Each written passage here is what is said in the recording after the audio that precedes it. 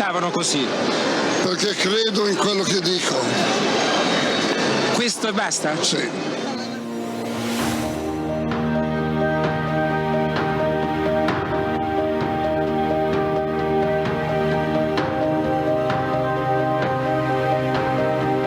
Don Giussani ha generato un popolo e io faccio parte di questo popolo. L'avvenimento in cui Dio entra nella nostra esistenza e tutti, colpiti da una curiosità, sospendono per un istante l'ora e guardano dalla parte da cui viene il grido.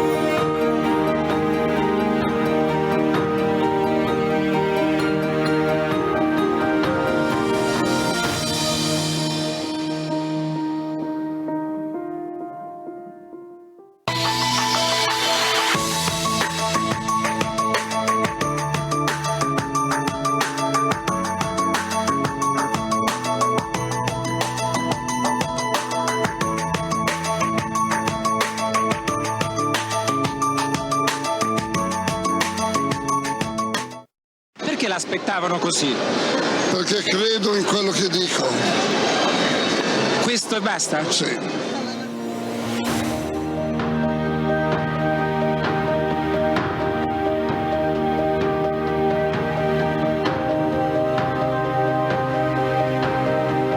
Don Giussani ha generato un popolo e io faccio parte di questo popolo.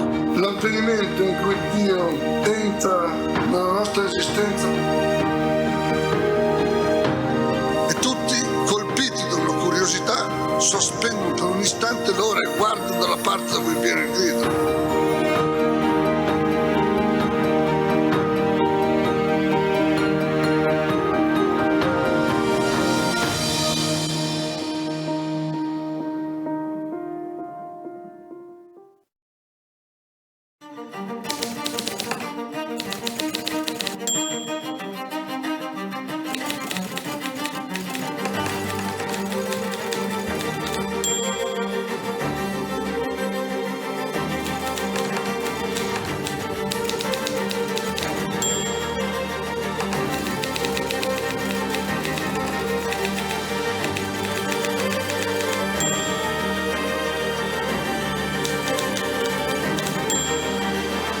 La civiltà dell'amore, fratelli e sorelle, costruite senza stancarvi mai questa civiltà.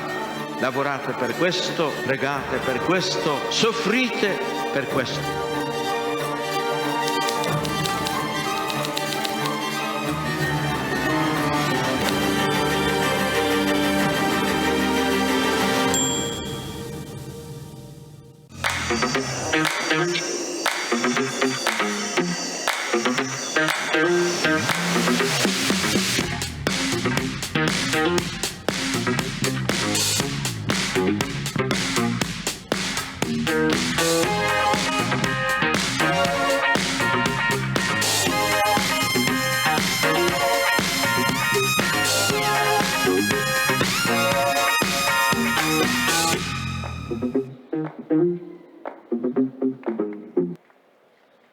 Buon pomeriggio a tutti.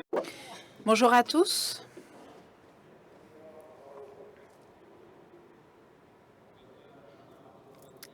C'est un applaudissement préventif. J'ai apporté les claques pour préparer. Maintenant, un autre applaudissement, s'il vous plaît.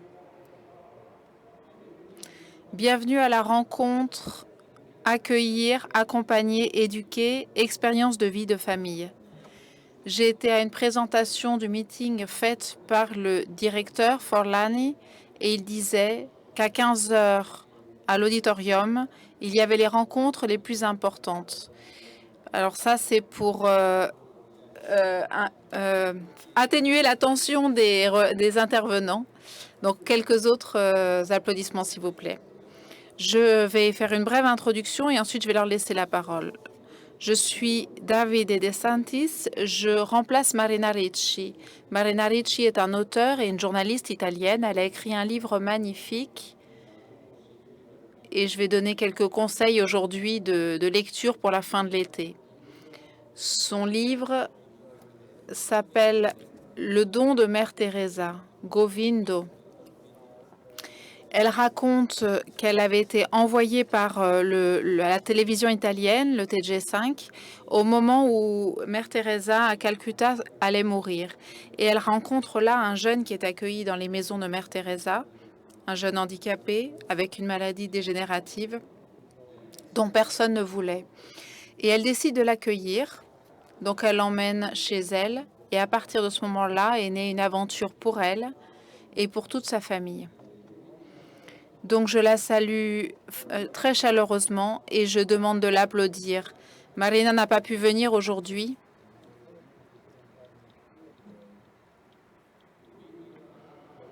Govindo, c'est ce jeune. Il n'est plus de notre monde, mais l'aventure de Govindo continue à travers beaucoup de personnes. Donc je la remercie énormément. Le titre de la rencontre, c'est accueillir, accompagner, éduquer. Ce sont 3 thèmes très faciles, synthétiques, dont nous allons essayer d'en parler avec quelques témoignages. Don Giussani disait de regarder les expériences des familles d'accueil.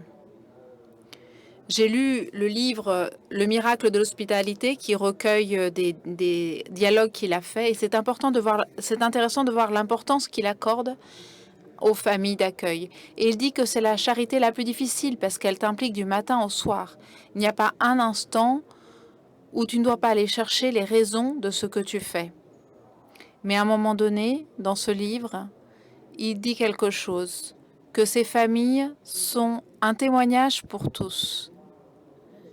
Et il dit, il ne faut pas les louer à distance.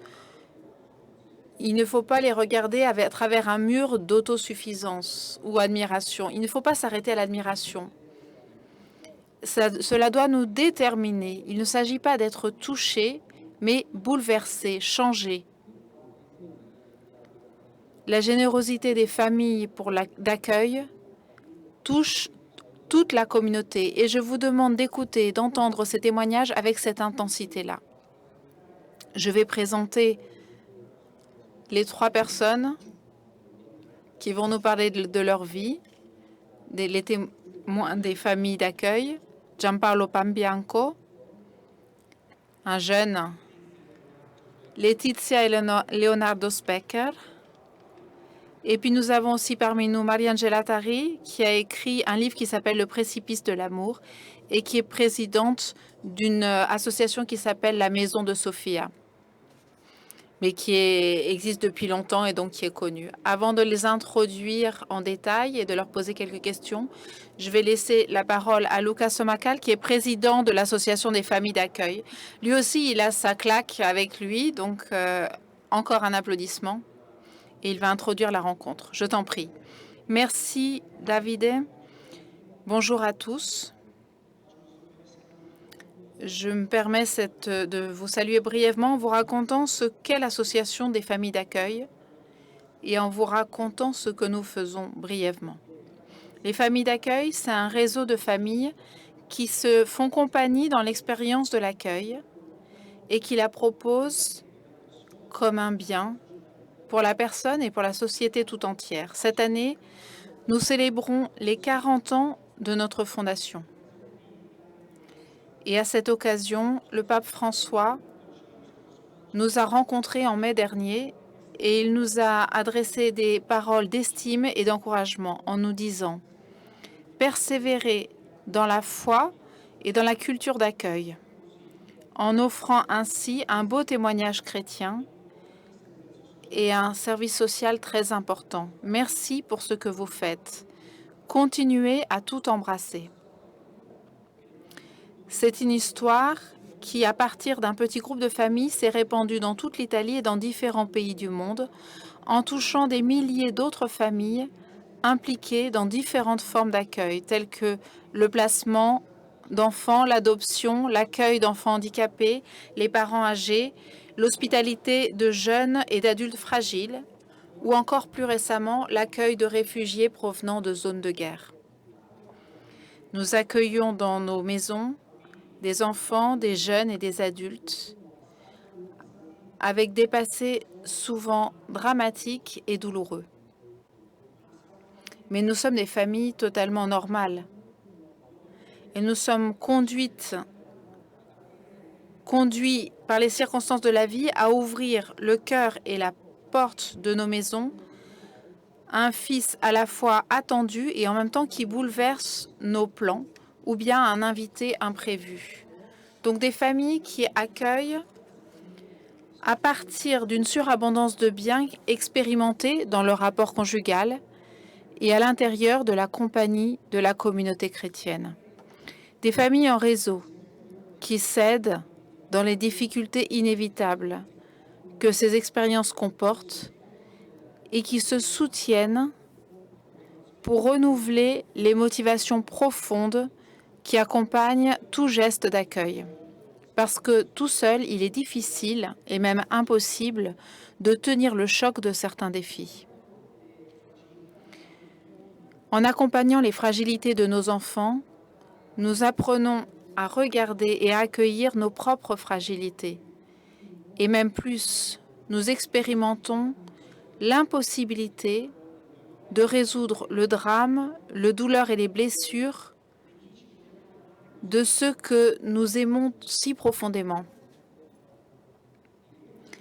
Et pourtant, en vivant cette expérience à la fois réelle et contradictoire, nous faisons l'expérience d'un bien. Et les témoignages qui vont suivre vont en témoigner. Une maturité humaine, un amour pour la liberté infinie de l'autre, un amour pour son chemin qui n'est que le sien et qui est souvent tortueux vers son propre destin.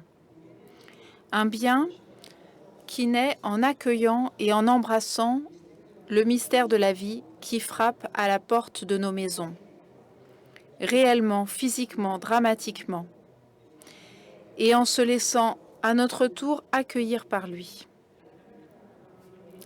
C'est la dynamique d'un événement qui accueille dans chacun de nos gestes d'accueil, qui se produit dans chacun de nos gestes d'accueil et qui a permis à notre expérience de traverser 40 années d'histoire. Un événement qui a touché le cœur de personnes très différentes par leur culture, leur tempérament et les circonstances personnelles, et qui s'y est reproposé identique dans son essence et son sens. Pas comme, mais de la même manière, mais la même chose, comme le dit l'exposition que nous avons proposée ces jours-ci et que nous disait Don Giussani en 1993. Il disait « Il faut que se reproduise ce qui est arrivé au début, pas comme c'est arrivé au début, mais ce qui est arrivé au début, la même chose. » L'impact avec une humanité différente dans laquelle l'événement lui-même se renouvelle. Et dans le renouvellement du premier impact, et donc dans la surprise de la correspondance entre une présence humaine différente et les exigences structurelles du cœur, on perçoit le reflet du même événement qui s'est produit 10 ans ou 20 ans auparavant. Donc pas de la même manière, mais la même chose. Chacun avec sa propre histoire, sa propre manière, donc son propre comment, qui véhicule la plénitude qui se repropose et se renouvelle dans les jeunes familles que nous rencontrons et dans les amis qui suivent la vie de notre association. Une plénitude qui se propose non seulement à ceux qui sont directement impliqués dans des expériences d'accueil, mais qui touche le cœur de tous ceux qu'ils rencontrent. C'est ce qui est arrivé aux 14 artistes que nous avons impliqués dans le projet de l'exposition. Nous leur avons lancé un défi en leur proposant de se compromettre avec nos familles, de les fréquenter et d'exprimer par la forme d'art qui leur est propre ce qu'ils vivaient avec ces familles. Cette même chose qu'ils percevaient à travers eux, à travers leur manière de vivre. Il aurait très bien pu ne rien se passer, et pourtant les œuvres qui sont nées de ces expériences montrent que quelque chose s'est passé, quelque chose qui a touché leur cœur et leur regard. Avec leur sensibilité humaine et artistique, ils ont bien représenté la surprise que suscite le fait de rencontrer des gens totalement normaux qui, à travers des gestes d'accueil très simples, indiquent un chemin possible pour tous.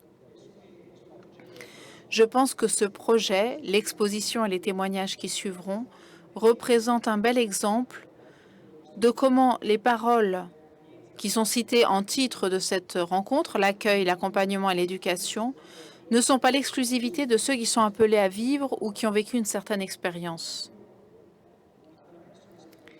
Mais à travers même les expériences particulières que nous entendrons, le chemin de chacun peut être éclairé en jetant une graine de changement réel à l'intérieur de notre société.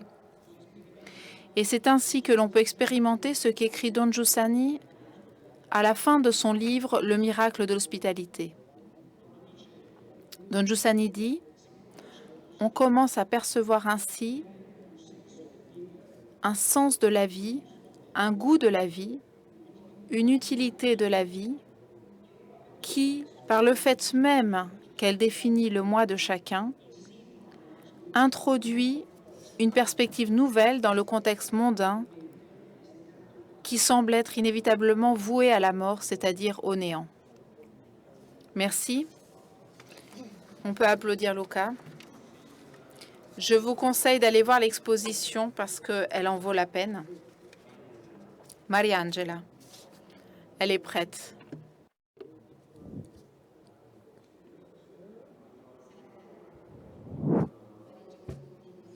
Bon après-midi à tous.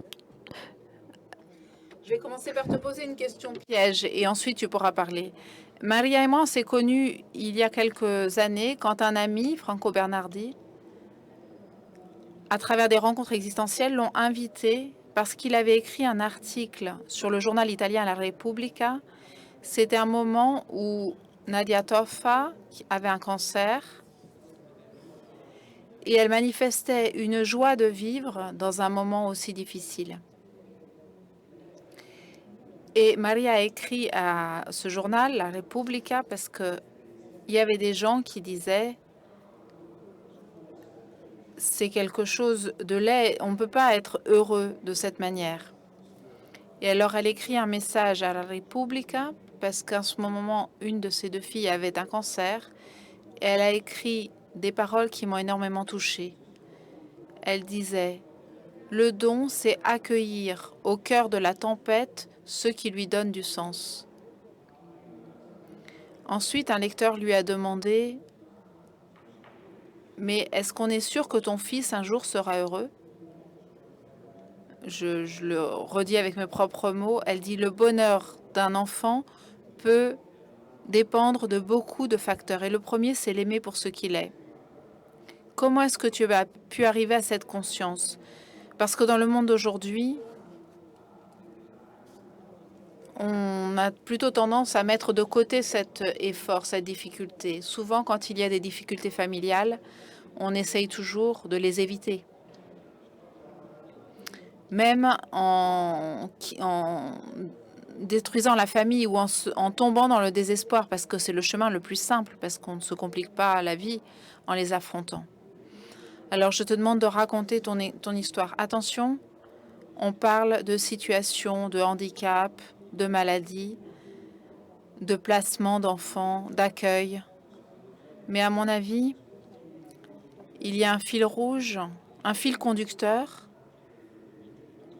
qui relie les vies quotidiennes de chacun d'entre nous. Donc, je cède la parole à Mariangela. Alors c'est une question compliquée, car à chaque fois, elle me demande comment je suis arrivée ici, mais moi, en fait, je ne sais pas. Je n'ai pas un chemin, personne ne m'a dit quelles règles je devais suivre.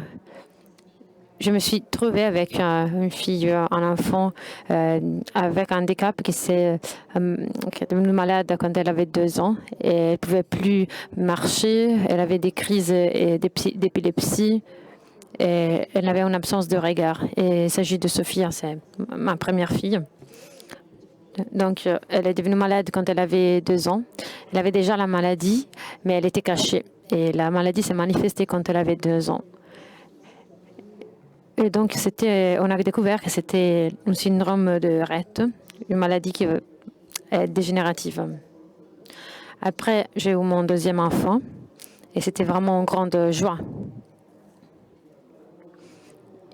Il nous a ramenés à Gardaland, il nous a coloré la maison et joué avec la sœur. C'était un peu une sorte de psychologue. Quand il avait 5 ans, lui aussi, il a eu un cancer. Il est devenu malade d'un cancer au cerveau.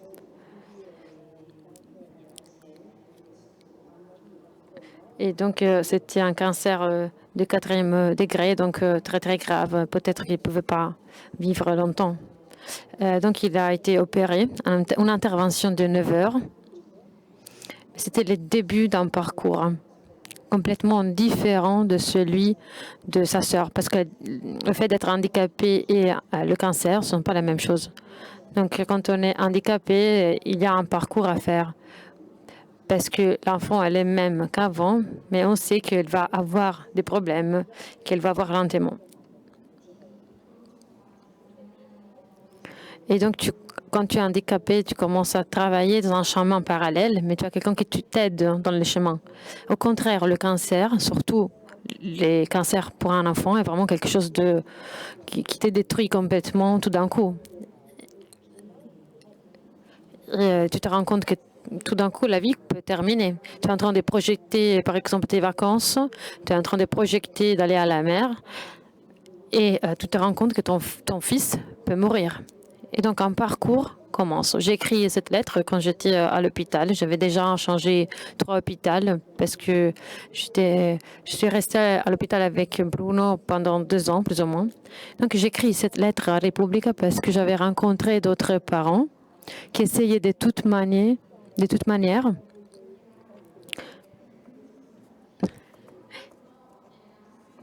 qui essayaient de se réapproprier d'une partie de vie. Parce que tout d'un coup, tout ce que pour les autres, c'est une malchance, tout ce que tu as en retour, c'est seulement de la pitié. Mais quand tout le monde parle de pitié, de malchance, au contraire, tu te rends compte que c'est la seule chose que tu as. C'est la seule chose qui te reste. Et tout ce qui te reste, c'est pas rien, parce que c'est la vie de tes enfants. Et la vie peut durer encore 2 jours, 10 ans, mais c'est la vie de tes enfants. Et une partie à la fois, un pas à la fois, on commence à faire une sorte de pacte avec la famille, un pacte silencieux, parce qu'on ne s'est jamais assis à la table et on ne s'est pas dit, OK, c'est le moment d'être heureux.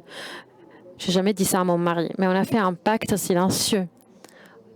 Et on a permis à notre vie d'ouvrir les portes, de laisser rentrer des petits incidents, même des malheurs, que tu dois laisser rentrer par la fenêtre. Et comment ça a été possible? Je me suis demandé plusieurs fois, j'ai même écrit un livre, je pensais... Et sûrement pour ce qui concerne le fait d'être handicapé pour ma fille, l'aide plus grande que j'ai reçue, je l'ai reçue par le fait d'être un professeur. Je suis encore professeur. Le fait d'enseigner demande une chose importante, fondamentale, un acte de foi. C'est-à-dire que quand tu as face à toi des enfants, tu dois croire encore à ce que tu ne vois pas, mais qui est déjà là. Et le pire que tu peux faire face à un enfant, c'est de dire, OK, tu ne pourras jamais obtenir ça. Parce que, non, il y a quelque chose que tu ne vois pas. Donc, j'ai commencé à sortir des petites parties de vie. Parce que quand tu as une disabilité de la famille s'est détruite. On commence à essayer de sauver des parties qu'on ne peut pas sauver avec ces efforts. Je ne suis pas aujourd'hui la personne que j'étais avant. J'ai pleuré toutes mes larmes. J'ai vraiment souffert, mon mari a souffert, on s'est désespéré. On a commencé à essayer de trouver des soins qui n'existaient pas. On a parlé avec des psychologues, des pédiatres, les meilleurs amis de nos enfants. On a cherché jusqu'au moment où on s'est rendu compte que la seule chose qu'on pouvait faire, c'était de regarder cette fille et découvrir qu'à l'intérieur de cette maladie, il y avait juste une fille qui voulait sa mère. Et pour être sa mère, je devais me redécouvrir comme femme, redécouvrir mon travail et redécouvrir mon mari. Et au fur et à mesure que je découvrais à nouveau des parties de ma vie, comme la poésie, le théâtre, je reconnaissais, même dans le silence, la maladie de ma fille, une lumière, hein, une lumière qui partait à nouveau. Et cela a été le passage pour Sophia. Et je ne l'ai pas fait toute seule. J'ai toujours eu mon mari à côté. Et après, j'ai lu la phrase de Nadia Toff, une phrase très compliquée. Parce que quand on arrive à dire que le cancer est un don, tu es en train de dire quelque chose qui fait souffrir ceux qui n'ont pas eu un succès dans la maladie ou ceux qui sont à l'intérieur de ce parcours. C'est une chose qui fait souffrir parce que ce n'est pas le cancer comme maladie, que c'est un don. Le cancer est quelque chose qui te change la vie. Mais quel est le vrai don que j'ai découvert malgré moi-même? C'est que je me suis rendu compte que j'étais entourée par l'amour. Je me suis rendu compte que j'avais vraiment beaucoup des chances, des choses positives. J'avais jamais laissé Sophia toute seule. Et j'ai dû donc abandonner dans les mains de quelqu'un d'autre. Et parce que je devais aussi me prendre soin de l'autre enfant. Et j'ai eu des amis autour de moi, même quand j'étais à l'hôpital et je voulais voir personne. Il y a quelqu'un qui a cuisiné pour ma fille pendant des mois, parce que moi, je ne pouvais plus le faire. Et donc, j'ai commencé à me rendre compte que j'étais vraiment plein des choses positives et j'avais de la chance.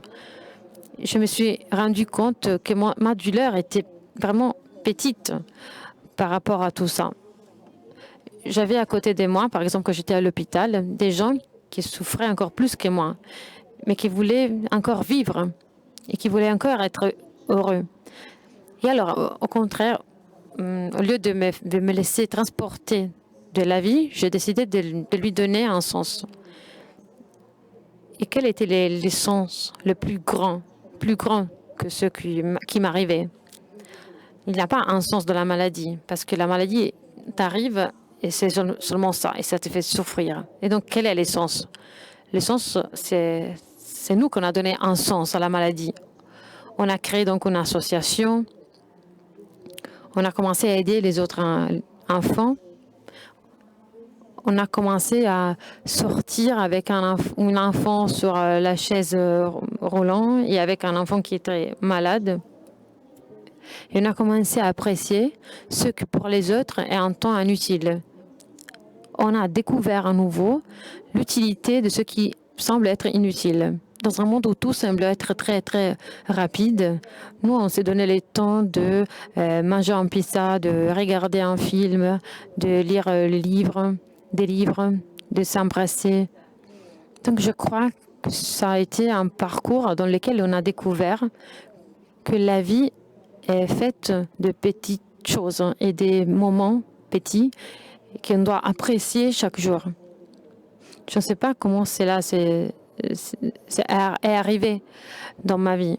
Je ne sais pas si il y a eu un microchip, une cellule dans mon cerveau. Mais à partir du moment où je suis changée,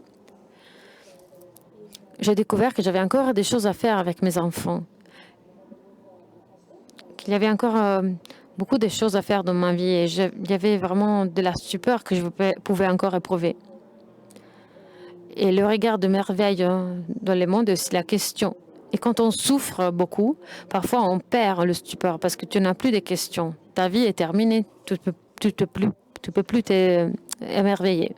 Et au contraire, moi, j'ai commencé à allumer à nouveau dans les autres aussi des questions dans la vie, des questions sur le monde. J'ai commencé à vouloir embrasser à nouveau ma sœur. J'ai commencé aussi à dire des choses qui pour une mère parfois sont compliquées à dire. Parce que la merveille du parcours que je fais a été aussi celle d'accepter même la chose qui n'est pas acceptable et de pouvoir le dire quand tu es fatigué, que tu es un peu plus... et quand tu as un moment où tu voudrais même que tes enfants disparaissent.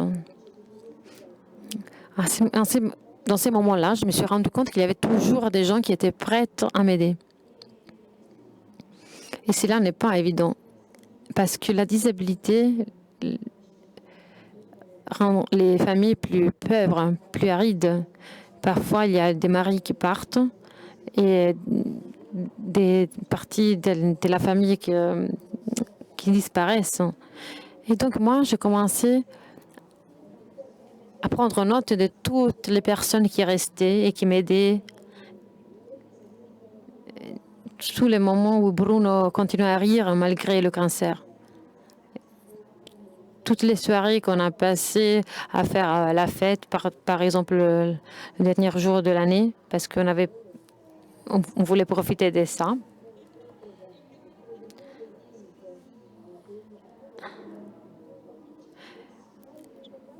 J'ai commencé à rigoler, par exemple le 1er août, quand on était à Rome et on a fait une fête pour la dernière année, parce qu'on ne savait pas si on aurait encore eu ce moment plus tard.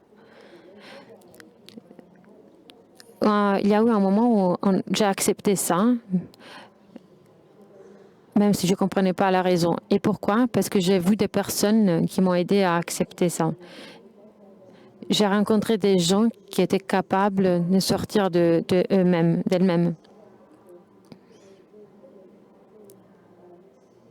Je ne sais pas si cela a à voir avec une spiritualité ou quelque chose que je ne comprends pas. Et c'est compliqué pour moi. Il est compliqué pour moi de dire que les maladies de mes enfants ont changé ma vie. Parce que la maladie reste une douleur.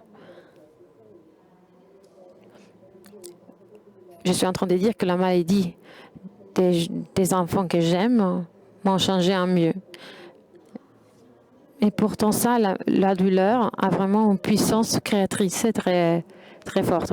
Désolée, je pleure, mais je pleure depuis 1980. Che non amavi le persone che piangono. Tu m'avais dit que tu n'aimais pas les personnes qui pleurent. È una cosa che ho scoperto.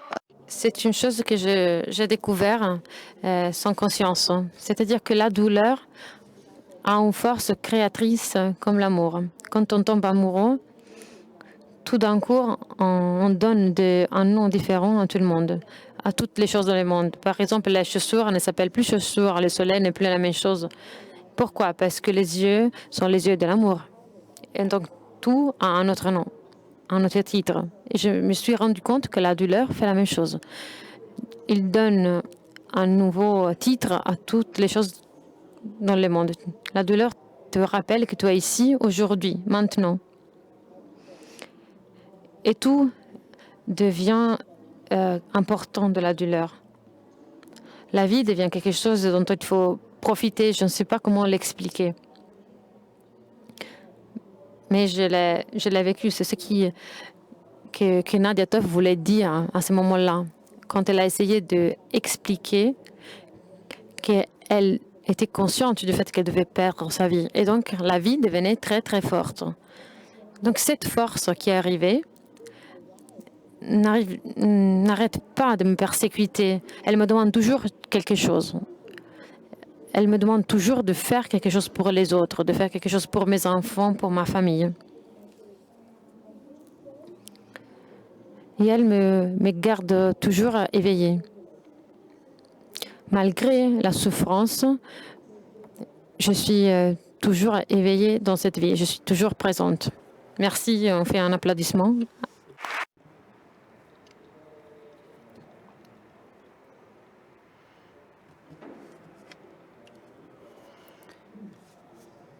C'est absurde que le sacrifice de nos enfants, nous voulons toujours résoudre leurs problèmes, mais en réalité, c'est eux qui nous donnent toujours quelque chose. Merci Mariangela, vraiment. Nous allons applaudir aussi Gianpaolo.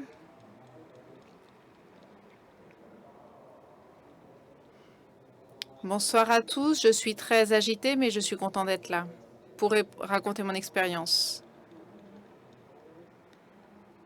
Gianpaolo est un jeune qui a été placé, il a 27 ans maintenant, 28, pardon, excusez-moi, c'est important. Voilà ma question.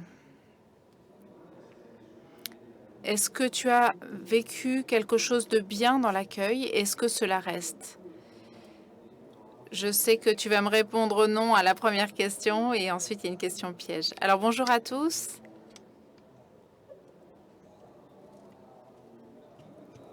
Ça a été quelque chose d'un peu particulier parce que le placement, moi j'ai été placée dans une famille à l'âge de 11 ans. Donc à mon avis, j'étais déjà suffisamment grand et dans ma famille d'origine, je connaissais une situation de famille où il n'y avait vraiment pas de famille parce qu'il n'y avait aucune base solide pour une famille. C'était une famille vraiment marginale aussi sur le plan social. Donc moi, j'essayais surtout de créer la famille. Donc je me trouvais dans des situations de disputes, des situations très difficiles. Et j'essayais de tenir les fils de tout cela, même si j'étais encore très jeune, parce que c'était l'enfance. Donc j'ai perdu mon enfance de ce point de vue. Et en regardant mes camarades et mes amis, je voyais qu'ils avaient une famille normale, différente de la mienne, totalement différente de la mienne. Et donc j'ai essayé en quelque sorte de voler des situations. Je me rappelle encore à cette époque, je rêvais quelque chose de ce type. Et donc je me disais, regarde lui la chance qu'il a de différents points de vue. Et je me disais, moi j'ai pas ça. Et à 11 ans, j'ai été placée, mais je l'ai vécu au départ comme si on m'avait éloignée de ma famille pour me faire un tort, parce que dans ma famille, c'était moi qui liais en quelque sorte. Je faisais le lien, parce que j'aimais beaucoup mes parents. J'étais aimée, je n'ai jamais été maltraitée. Disons que j'étais le point central entre ces deux personnes malades et j'essayais de les mettre ensemble. Et donc, une fois que je suis partie, ma première inquiétude, c'était qu'est-ce qui va se passer maintenant à la maison, maintenant que je ne serai plus là. Donc je l'ai très mal vécu, comme si j'avais été arrachée en arrivant dans cette famille totalement différente en tout point, parce que c'était une famille qui est aisée, une famille vraiment complète, une famille de publicité, parce que je n'ai jamais trouvé de défaut dans cette famille. C'était vraiment quelque chose d'énorme pour moi. Cette famille de publicité, c'était que moi, j'ai commencé à voir des différences entre ma famille d'origine, où je savais que j'allais revenir quand j'aurais eu 18 ans, et eux. C'est quelque chose que je me suis fabriqué dans ma tête. Et en rentrant à la maison une fois par semaine, le samedi et le dimanche, c'était quelque chose que je sentais très fortement. 5 jours de la semaine, je me comportais d'une manière, et le samedi et le dimanche, je rentrais à la maison et j'étais quelqu'un de totalement différent. Donc ça m'a beaucoup dévié. Mais j'ai commencé à ressentir des envies envers les enfants de cette famille parce que je pensais que eux, c'était des enfants et moi, j'étais l'étranger qui était entré dans cette famille et que je n'allais donc pas trouver ma place. Qu'à 18 ans, je rentrerais chez moi, dans ma famille, et donc je n'avais pas d'avenir, en quelque sorte. Donc ça a été quelque chose de très difficile, de très compliqué. Ensuite, les deux ou trois premières années se sont bien passées. Ensuite, je suis allée au lycée dans une ville plus grande. J'ai rencontré beaucoup de types de personnes et j'ai commencé à faire confiance à des gens qui avaient, ou à me faire soutenir par des gens qui avaient les mêmes problèmes que moi, en snobant en quelque sorte la partie de la société, pas la meilleure, mais celle qui résonnait de façon différente de la mienne et de mes amis. Et donc, j'ai commencé à faire des bêtises de façon générale. Je fréquentais des gens qui n'étaient pas très recommandables. J'ai commencé à faire des bêtises à la maison, toujours par envie. Et je l'ai très, très mal vécu. À 16 ans, j'ai redoublé 2 fois. Avec mes parents d'accueil, je ne parlais absolument pas parce que je leur faisais pas confiance, parce que je les voyais comme des étrangers. Entre 11 et 18 ans, je les ai toujours vus comme des étrangers. Je ne suis pas quelqu'un qui s'ouvre beaucoup de façon générale, mais à 18 ans, j'ai décidé de rentrer chez mes parents. On était à une trentaine de kilomètres, donc c'était pas très loin. Chez moi, il y avait mon père qui était malade d'un cancer au poumon et qui est mort 6 mois après. Ma mère qui a eu un cancer au cerveau quand j'avais 9 ans, plus ou moins. Donc elle était 100% invalide. Donc j'ai tout pris en charge à nouveau. J'ai accompagné mon père jusqu'à la mort en le suivant presque tous les jours, malgré mon âge et les difficultés, parce que j'avais commencé aussi essayer de faire une cure aussi pour contre les drogues, pour me désintoxiquer. Et à la mort de mon père, j'ai dû prendre en charge ma mère dans une situation qui était totalement différente. Et là, je n'ai pas tenu le choc. Je suis rentrée dans un cercle de vie totalement dégradé. Et je ne savais même plus comment arriver au lendemain. Et j'espérais peut-être même ne pas y arriver. J'avais 20 ans. Donc c'est une pensée un peu particulière à cet âge-là. Au bout de 3 ans qu'on ne se parlait plus, parce que je ne me suis plus manifestée aussi parce que j'avais honte. J'avais beaucoup de sentiments de culpabilité et j'en ai encore, même si j'ai été pardonnée. Je vais en parler après. Mais en fin de compte, je termine dans les titres des journaux pour quelque chose de moche. Et une lettre arrive à la maison au bout de 3 ans qu'on ne se parlait plus. Une lettre de Simona, ma mère, qui me dit qu'ils se font du souci, qu'ils ont toujours été là pour moi et qu'il faut que je les appelle. Alors pour moi, le monde s'est un peu écroulé. Je me souviens que j'allais très mal, j'ai beaucoup pleuré. Et j'ai trouvé la force, à travers aussi le centre de désintoxication que je fréquentais, où on voulait m'envoyer dans une communauté. Et j'ai dit, mais ces personnes, au bout de 3 ans et après tout ce que j'ai fait, et je pensais, moi, je leur ai rien donné. J'ai fait que des bêtises. Donc je n'arrivais pas bien à comprendre la force de cette famille qui continue à me soutenir. Et pendant ces 3 ans, en silence, ils ont toujours continué à me soutenir à travers la prière, à travers beaucoup de choses de ce type. Je ne pouvais pas y croire. Alors j'ai reçu cette lettre et j'ai décidé d'entrer dans une communauté. Je décide d'entrer dans une communauté de désintoxication. Et là, on me met en contact avec eux au bout de 3 ans. Et quelque chose se déclenche en moi parce que je me dis, il faut que je me raccroche, que je me relie, que je reprenne tout ce que j'ai laissé en arrière, derrière moi, reprendre ma vie en main. Et à ce moment-là, en entrant en communauté, ils m'ont accompagnée, grâce aussi à des psychologues et à des acteurs des services sociaux qui ont fait aussi beaucoup de travail avec moi. Et avec eux aussi, en les rencontrant, ils m'ont accompagnée et petit à petit, j'ai redécouvert à 100% les valeurs de la famille et le fait que je ne me suis jamais sentie à l'intérieur de cette famille, mais c'était quelque chose de vraiment énorme, une émotion unique. Presque une vocation pour moi, comme si je m'étais réveillée un moment et que j'avais dit non, ça c'est ma famille. Parce que pendant ces 2-3 ans, 2 ans parce que ça faisait déjà un moment que j'y pensais, ils m'ont accompagnée, ils m'ont jamais abandonnée.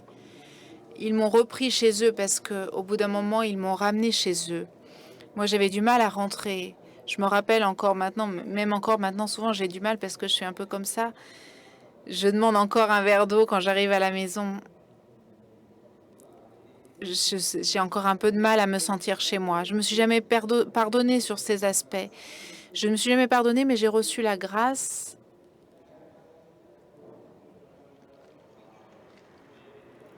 un applaudissement mérité.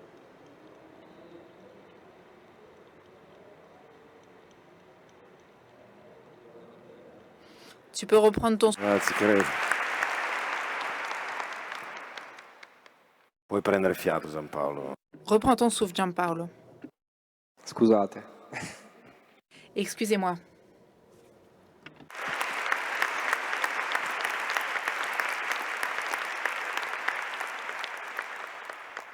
È stato un percorso Ça a été un parcours très très difficile.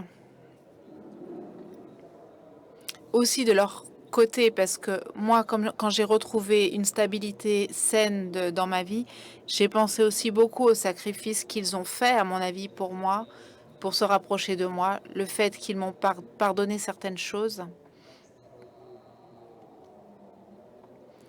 Ça a été un gros coup qui m'a permis de regarder de l'avant, dépasser les obstacles et aller tout droit. Et heureusement, il y a autre chose qui s'est passé, c'est le fait de faire partie d'une famille, quelque chose que j'avais jamais ressenti. Et ça permet d'affronter les choses de façon très différente parce que, comme elle disait avant, à un moment donné, on trouve toutes les mains tendues qui essayent de t'aider.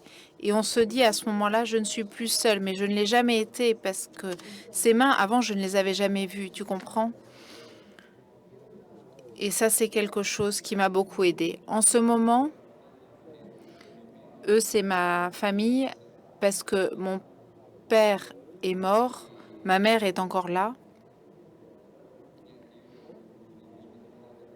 Je ne cesserai jamais de les remercier pour ça. Ils m'ont sauvé la vie. Ils m'ont sauvé la vie à ce moment-là. Ils m'ont vraiment sauvé la vie à ce moment-là.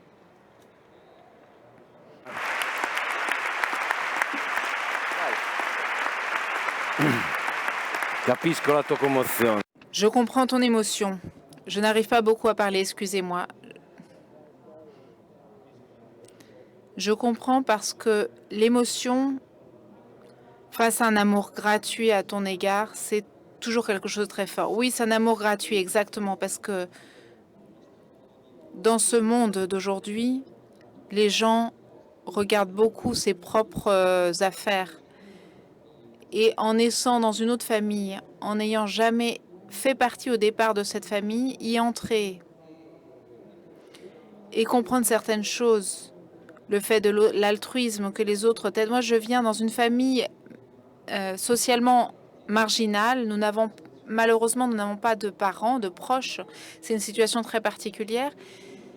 Et je dirais que oui, on avait des aides sur des services sociaux qui nous aidaient, mais sinon, mes parents n'ont pas été beaucoup aidés dans leur vie. Donc c'est quelque chose en quoi je n'ai jamais cru, le fait d'aider les autres. Et je l'ai découvert là, ça. Et ça m'a aussi... Tout ça, ça a permis que j'emmagasine, en quelque sorte, une vision de la vie différente de celle que j'avais avant. Donc ça a été de la chance parce qu'en ce moment, ça m'aide, moi, à créer ma propre famille, à instaurer des valeurs qu'on m'a enseignées, que j'ai reçues, que j'ai comprises. Donc, je pense que j'ai beaucoup de chance. Voilà. C'est quelque chose que tout le monde devrait vivre. C'est difficile, mais arriver à comprendre certaines situations, même dans la difficulté de l'enfance ou de l'adolescence, parce que moi j'ai ma propre histoire, chaque histoire a son importance.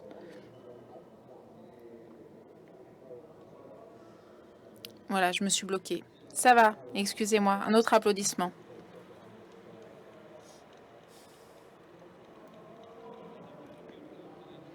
Tu as reçu déjà plus d'applaudissements que le Premier ministre Draghi, etc. Merci, Gianpaolo. Tu as saisi le point de l'amour gratuit. Merci. Nous allons passer à Leonardo et Laetitia. Bonjour. Ils font partie des familles pour l'accueil. Au téléphone, ils m'ont raconté leur histoire. Quand je suis arrivée à l'exposition, j'ai pu relier tout ce qu'ils m'avaient raconté parce qu'au début de l'exposition, il y a une phrase de Giussani, très simple elle aussi, qui dit « L'accueil et le partage sont la seule manière d'entrer en rapport de façon digne parce que c'est la seule condition pour que la personne soit vraiment personne, c'est-à-dire rapport avec l'infini. » Donc je vous demande de raconter ce que vous m'avez raconté au téléphone, un peu plus de personnes, en ayant à l'esprit ce que dit Giussani ici. À vous. Alors nous aussi, on est un peu émus, il faut que je le dise. Vous ne voyez pas ici, mais il y a un décompte devant nous qui continue à avancer, qui nous stresse un peu. Quand j'ai raconté à David notre histoire, j'ai raccroché le téléphone et j'ai été surprise par toute la grandeur que nous lui avons racontée et qui nous est arrivée, vraiment malgré nous. Donc je suis très consciente que c'est une chance d'être ici, mais aussi d'avoir été l'objet d'une beauté dans la vie quand on s'est depuis qu'on s'est marié. Et on ne pouvait pas l'imaginer il y a 15 ans quand on s'est marié. On peut dire que cela a été une histoire faite de petits pas.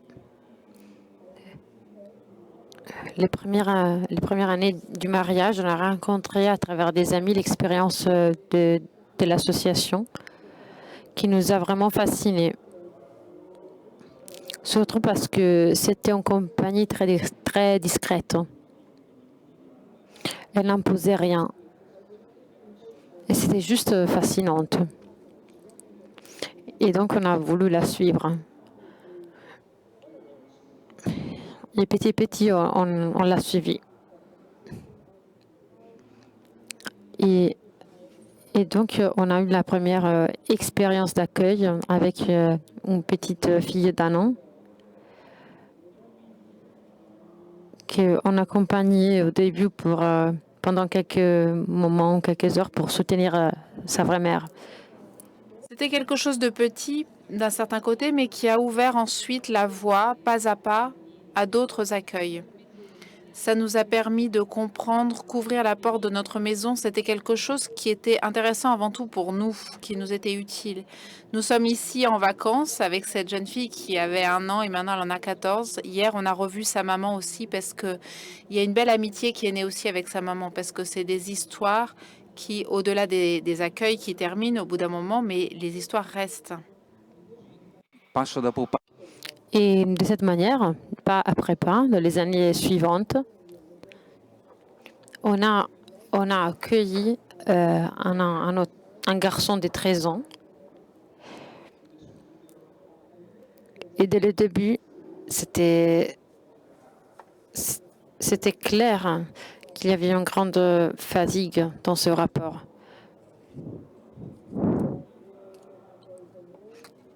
Parce que ce garçon ne voulait pas s'impliquer avec nous. Il n'avait pas accueilli cette décision des services sociaux. Et je me rappelle que pendant les premiers mois, un jour, après un autre moment de difficulté avec lui, je l'ai regardé. Je ne me rappelle pas exactement les mots que je lui ai dit, que je lui ai adressé, mais j'ai vraiment aperçu que ce rapport-là m'était offert, que ce rapport-là était pour moi, que ce rapport allait au-delà du résultat et de la réponse qui pouvait arriver de ce garçon. Mais ce rapport-là était une occasion pour moi d'aller plus au fond de ce qui m'intéressait. Gianpaolo disait tout à l'heure que lui, il n'a rien donné à la famille. Tu as dit ça, non?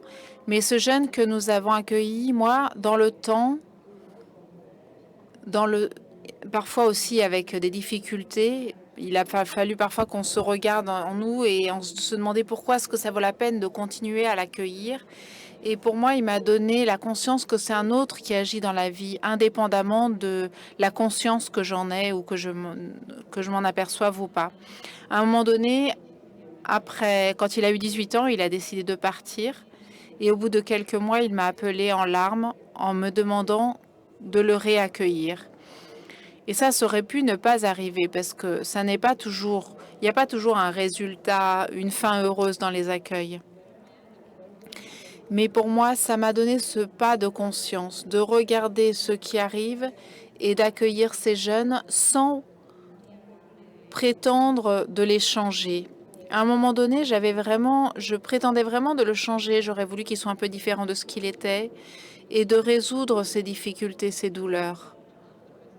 Et pour moi, le pas que j'ai fait, ça a été de regarder ces blessures qu'il avait dans la vie, me mettre à genoux devant lui et simplement faire un morceau de chemin ensemble. La fido di questo ragazzo.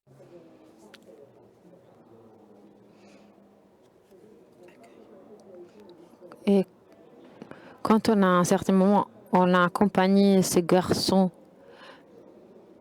dans un parcours de tentative de sortie, on peut dire que cette expérience a préparé le terrain pour ce qui s'est passé plus tard. Et en fait, un peu plus tard,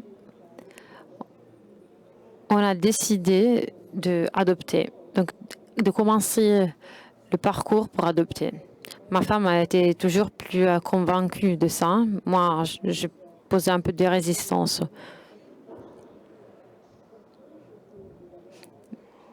Mais à ce moment-là, j'ai commencé à avoir le désir d'une ouverture totale qui garde ensemble le placement, l'adoption et tout ça. C'est comme si les désirs s'étaient vraiment ouverts complètement.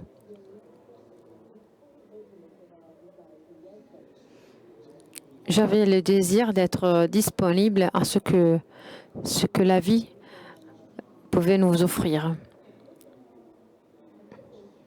Et donc, je me suis retrouvée même plus disponible, même plus calme. Et j'aurais jamais imaginé parce que j'ai un caractère différent. Mais un imprévu s'est passé à nouveau. À travers le réseau de notre association, on a eu la question de faire accompagner une petite fille de 8 mois qui était hospitalisée toute seule. Et on va l'appeler Caterina, on l'appelle Caterina. Et on a commencé avec d'autres de l'association à faire accompagner cette fille à l'hôpital pendant 1 mois et demi. Et on restait avec elle 24 heures sur 24. On l'aidait dans tous les besoins.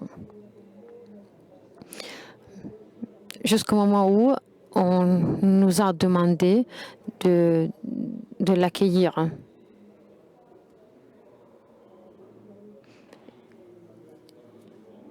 Et je me rappelle de ces moments qui ont été plusieurs.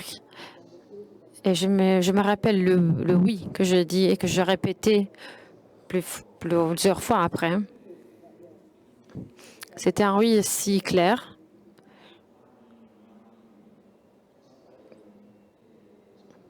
que jamais j'aurais attendu de réagir de cette manière. C'était si clair parce que c'était comme une réponse à quelque chose d'imprévisible que je n'avais pas calculé. J'aurais jamais prévu ça, mais en même temps, c'était vraiment correspondant à ce que mon cœur a désiré. Quand je l'ai vue pour la première fois, cette petite fille à l'hôpital, je n'ai pas réussi à m'approcher du lit parce qu'il y avait une odeur dans la chambre. Elle était branchée avec une sonde dans le nez et des tubes dans tous les sens et ça me mettait mal à l'aise. Et quand on a donné la disponibilité pour l'adoption, pour moi, la question du handicap ou pas j'avais eu un peu de mal à le décider parce que par le tempérament que j'ai et pour d'autres familles qu'on voyait avec des enfants handicapés à la maison, ça me semblait un peu une entrave parce que moi je suis quelqu'un de dynamique, j'aime bien pouvoir bouger comme je veux et devoir me ralentir toutes ces pensées qu'on fait là sur le papier face à elles. Ces pensées, c'est comme si elles se sont écroulées parce que j'ai dû céder à quelque chose d'évident, comme le disait Leonardo maintenant.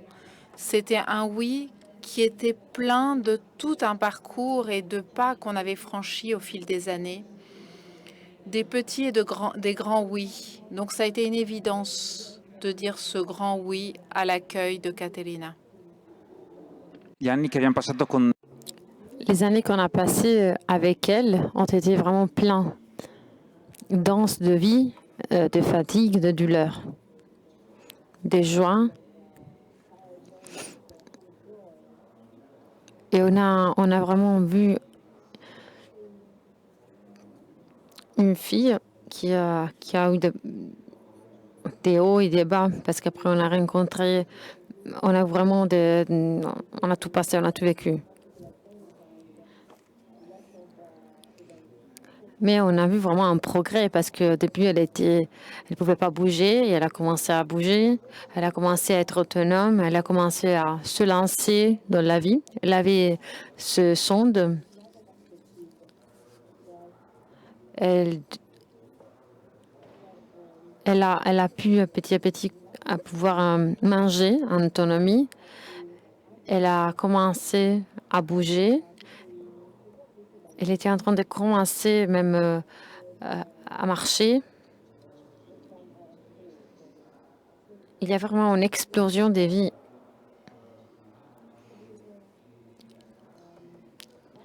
Elle avait une grande vivacité et une manière particulière de se lancer vers les gens. Et tout le monde se rappelle d'elle comme quelqu'un qui s'est lancé, même elle cherchait d'être embrassée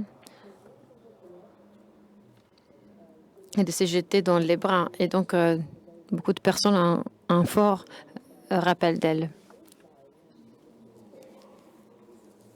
Mais en même temps, comme les parents de cette fille n'étaient plus présents, on nous a demandé de faire un parcours et de l'adopter. Et donc, nous, on l'a adoptée.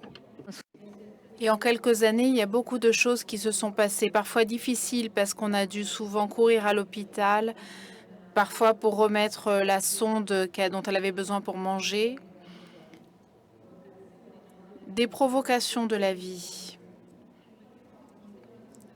qui me demandaient en quelque sorte de tenir face à ce fait, face à cette circonstance. Parfois aussi avec toute l'impuissance face à une douleur innocente. Quand pour lui chercher la veine, on devait la piquer 3000 fois parce qu'on ne la trouvait pas. Beaucoup de petits faits où je me sentais vraiment impuissante. Et en y repensant, il y a deux choses qui m'ont permis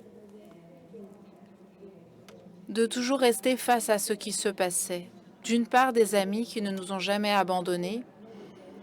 Quand elle était hospitalisée à l'hôpital, il nous apportait à nous aussi à manger, des vêtements propres. Il nous tenait compagnie de différentes manières.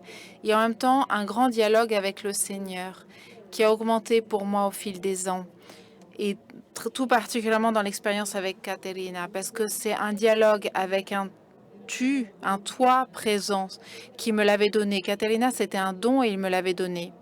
Et donc moi, j'étais en rapport avec lui. Je pouvais lui hurler toute mon incompréhension à certains moments. Et quand, en octobre de l'année dernière, on a couru pour la dernière fois à l'hôpital et on nous a emmenés d'urgence en hélicoptère. J'étais en hélicoptère avec Caterina toute seule et lui, il a couru derrière en voiture parce que j'étais la seule à pouvoir monter dans l'hélicoptère. Et j'ai vraiment prié en demandant de pouvoir avoir cette conscience, c'est-à-dire pouvoir aussi vivre aussi de cette circonstance avec ce dialogue ouvert, avec ce rapport qui me permettait aussi de tenir face à cette circonstance qui était incompréhensible pour moi à ce moment-là. Je me rappelle que même quelques jours avant ce fait, pendant un moment où on se faisait des câlins avec cette fille, j'ai perçu, pour l'histoire qu'on avait eue, qu'elle n'était pas à moi, qu'elle était un don, qu'elle nous était offert de manière gratuite.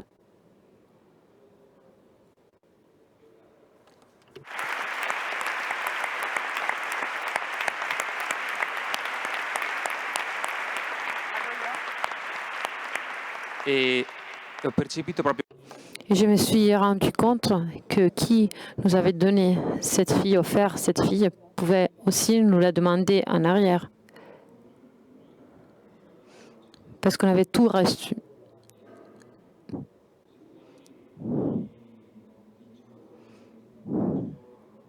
Et donc, le jour où la situation a tout d'un coup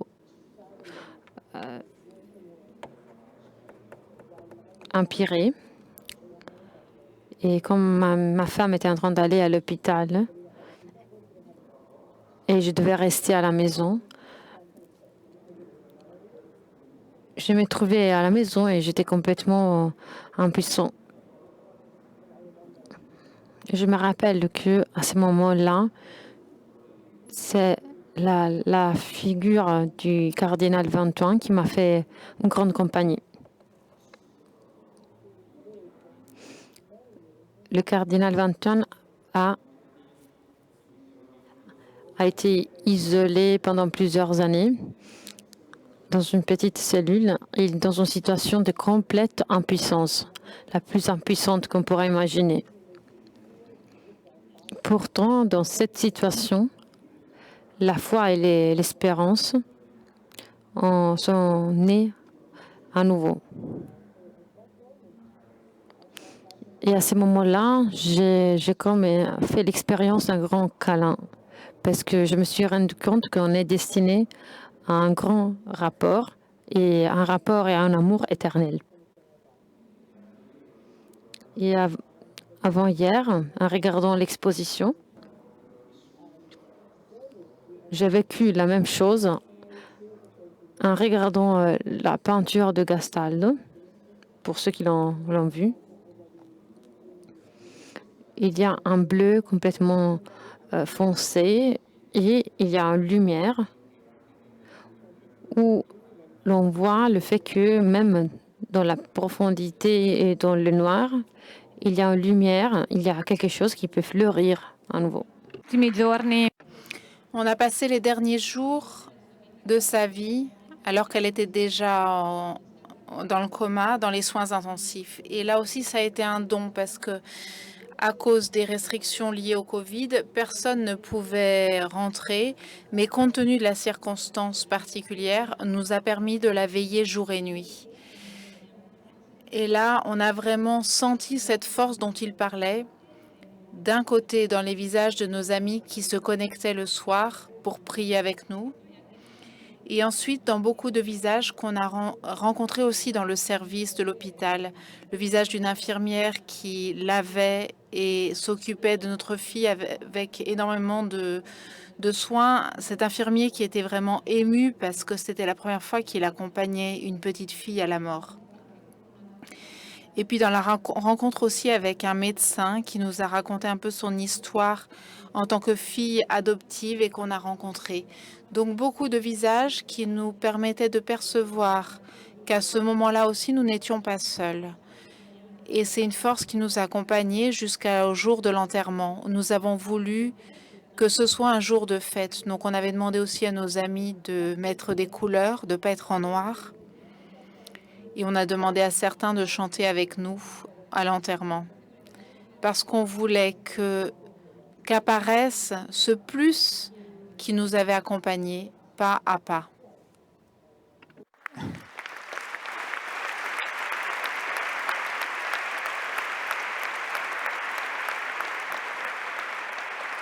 E questa consapevolezza proprio di aver ricevuto Cette conscience d'avoir reçu un grand bien est ce qui nous accompagne en permanence.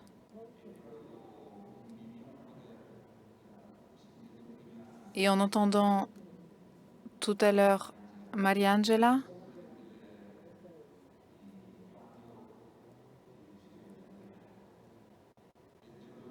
la question de la douleur naît du fait d'aimer. C'est l'autre facette du fait d'aimer.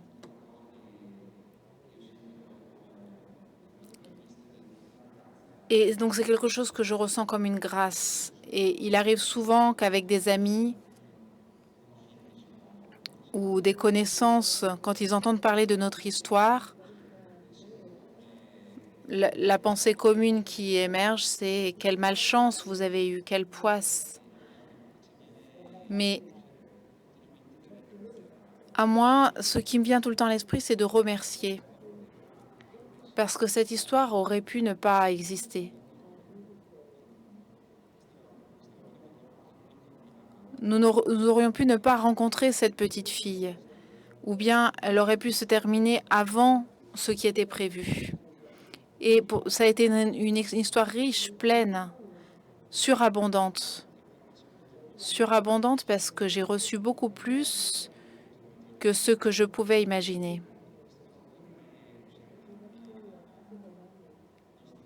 Et ça, c'est pas une nostalgie au sens du passé, mais quelque chose qui continue à être présent ici et maintenant, parce qu'elle continue à nous accompagner, même maintenant. Oui, c'est ce pour toujours qui nous a permis de regarder la surabondance qu'il y a eu dans notre vie avec cette histoire et qui nous a permis aussi de décider de déposer une demande pour une deuxième adoption. Et dans le parcours qu'on a fait, la psychologue, à un moment, m'a demandé si j'avais assimilé le deuil. Et je l'ai regardé en lui disant « La douleur pour la mort d'un enfant ne peut pas disparaître. Il évolue peut-être dans le temps, mais ça reste une douleur dont je suis sûre qu'elle restera toujours. De même que la douleur de ne pas avoir d'enfant naturel. Quand je reviens au meeting en pensant que l'année dernière, on était là avec elle, ou voir tous ces enfants, c'est une douleur qui est là et personne ne peut nous l'enlever. Mais on a en quelque sorte appris, et il faut constamment le répéter parce qu'on ne l'a pas appris une fois pour toutes, que ce qui nous intéresse, c'est de ne pas regarder la douleur ou ce qui manque, mais ce plus qu'on a croisé et qui continue à être là. Et ce désir de fécondité qui existe, peut-être de façon différente de ce que j'aurais pu imaginer. Et c'est pour cela que ça m'intéresse, de rester attaché, agrippé à la vie, comme le disait Mariangela, parce qu'on profite vraiment de la moindre chose.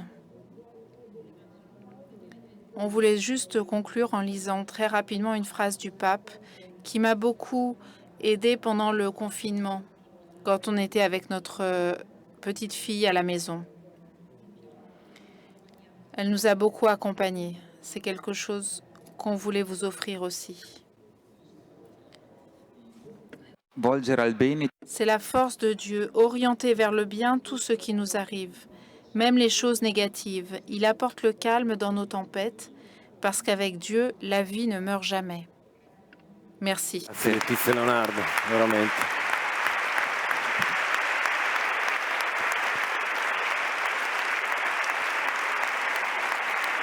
Grazie mille. Merci.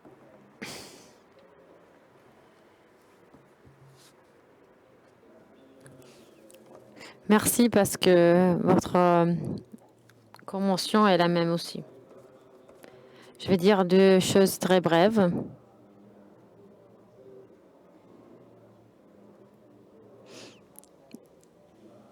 Je commence de la question que j'avais posée à Mariangela. Parce que c'est vraiment impressionnant de voir comment les trois ont parlé d'une convenience, de comment il faut de l'intérêt pour pouvoir faire face, même aux difficultés, jusqu'à arriver à ouvrir les portes à quelque chose qui n'est pas partie de ta chair et de la faire devenir familiale.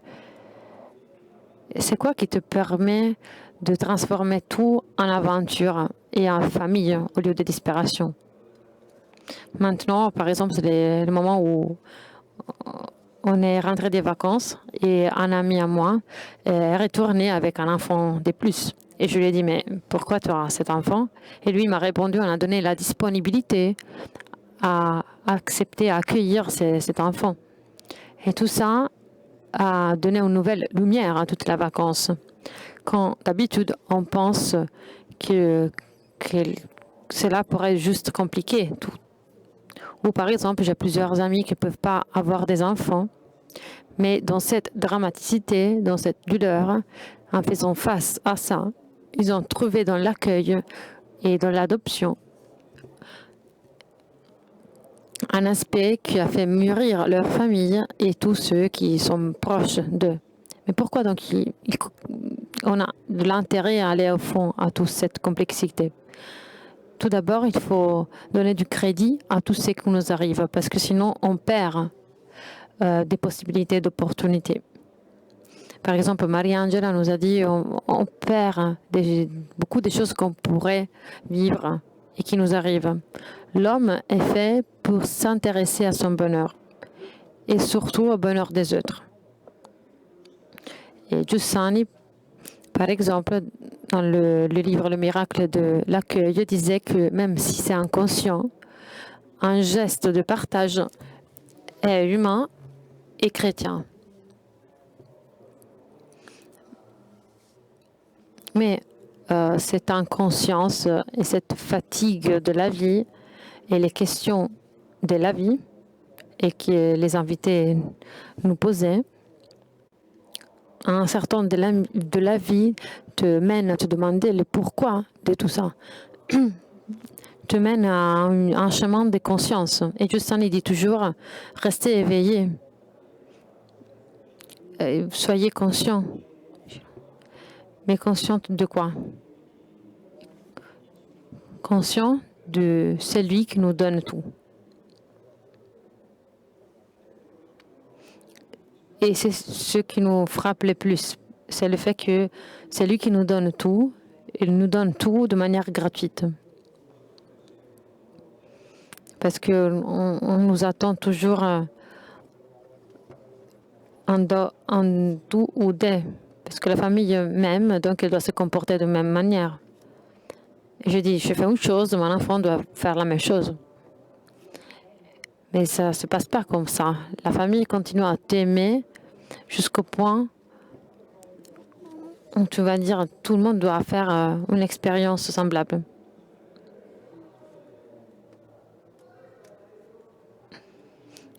C'est là les points. Ces aventures naissent parce qu'on est aimé de manière gratuite.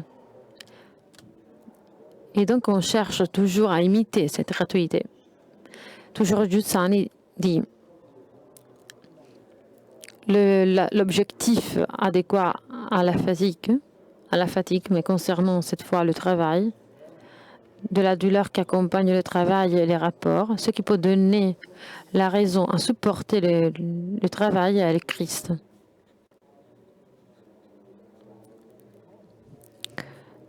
Et le moment où tout change, c'est quand on arrive à donner un visage à ce mot et à Christ.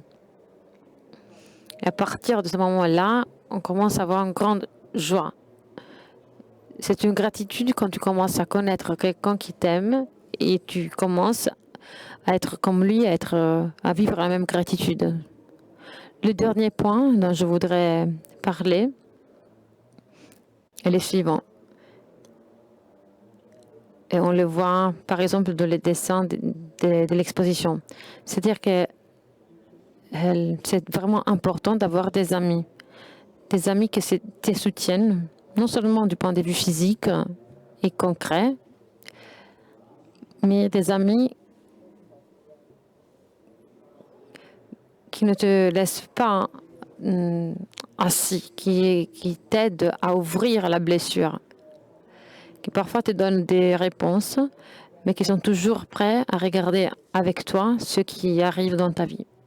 Cela est fondamental, parce que cela te permet d'aller au fond de tout ce qui t'arrive dans la vie.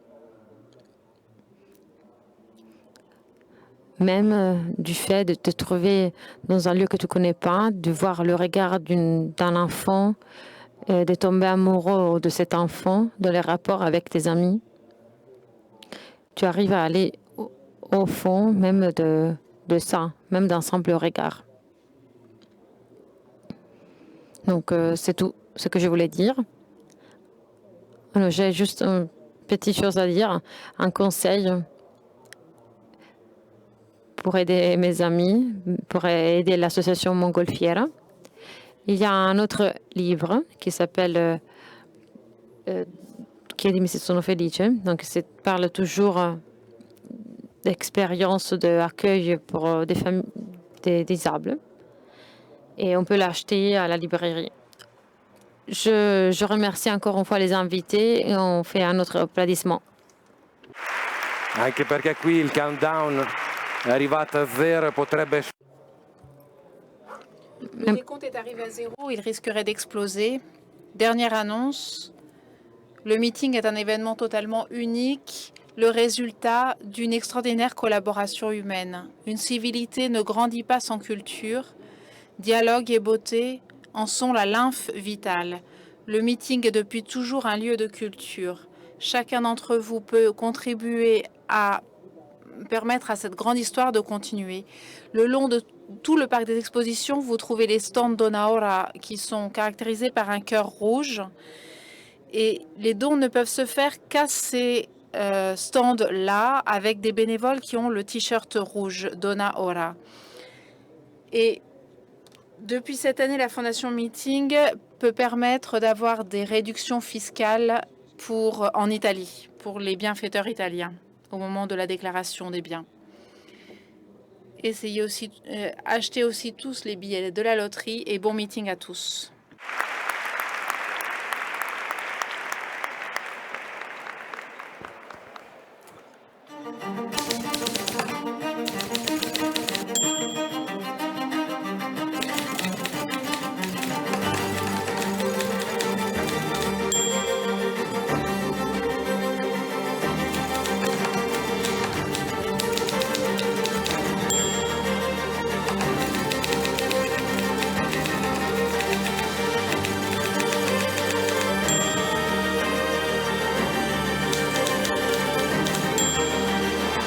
La civiltà dell'amore, fratelli e sorelle, costruite senza stancarvi mai questa civiltà. Lavorate per questo, pregate per questo, soffrite per questo.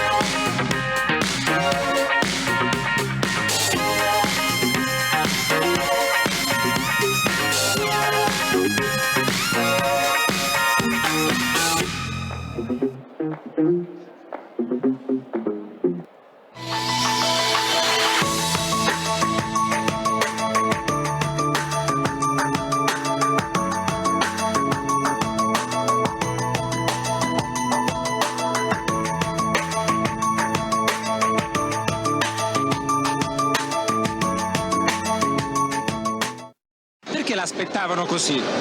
Perché credo in quello che dico. Questo e basta? Sì.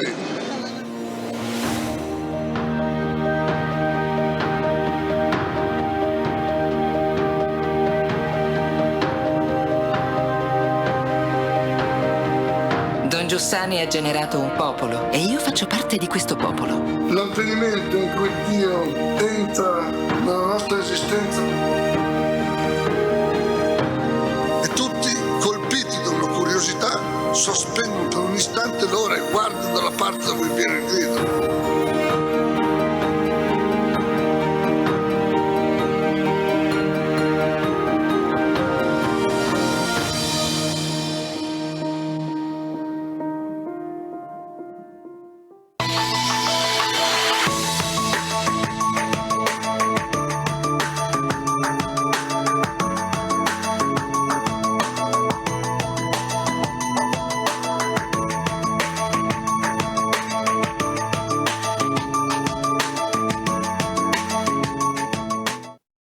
Perché l'aspettavano così?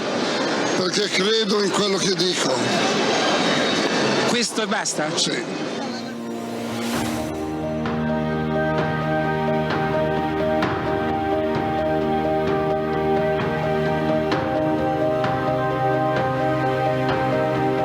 Don Giussani ha generato un popolo e io faccio parte di questo popolo. L'avvenimento in cui Dio entra nella nostra esistenza e tutti, colpiti da una curiosità, sospendono per un istante l'ora e guardano dalla parte da cui viene il grido.